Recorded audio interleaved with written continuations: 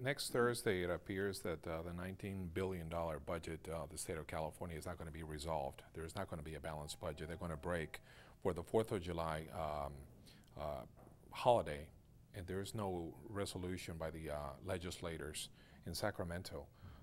What is that? I mean, how would you, when you look at this situation, how big and how the problem is, maybe it can't be resolved. Maybe the budget, it's a very gigantic problem that it cannot be resolved with just saying, I am going to resolve it.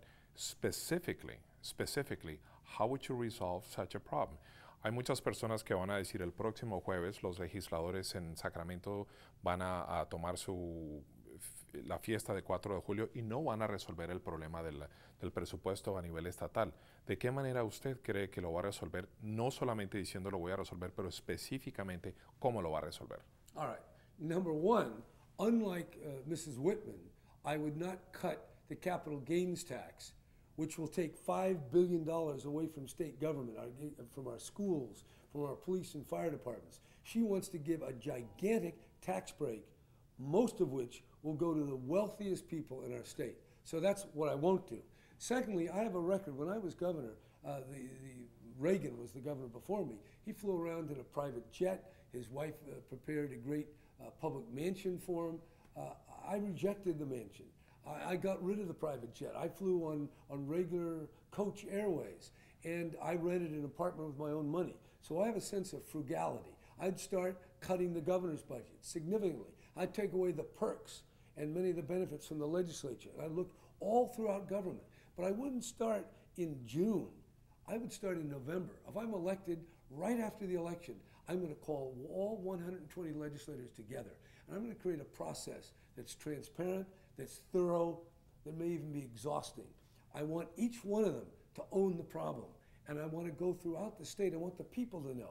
And I'm going to break up the issues into higher education, kindergarten through 12th grade, prisons, highways, medical care for the poor.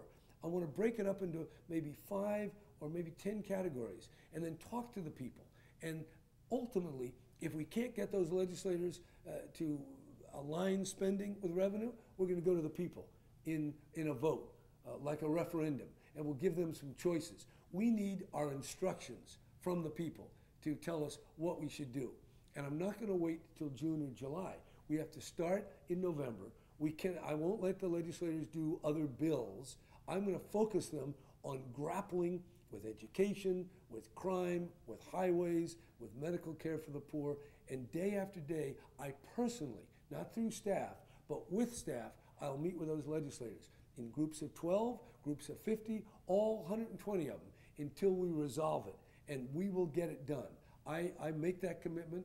I have the knowledge, I have the skill, and I will push that legislature. And then, to the extent that they're frozen, that they just can't get together, I will go to the people and seek votes on key issues, whether to cut or to find whatever other solution the people would think best. But we'll do it after the greatest and most extensive democratic dialogue, debate, and conversation that this state has ever witnessed.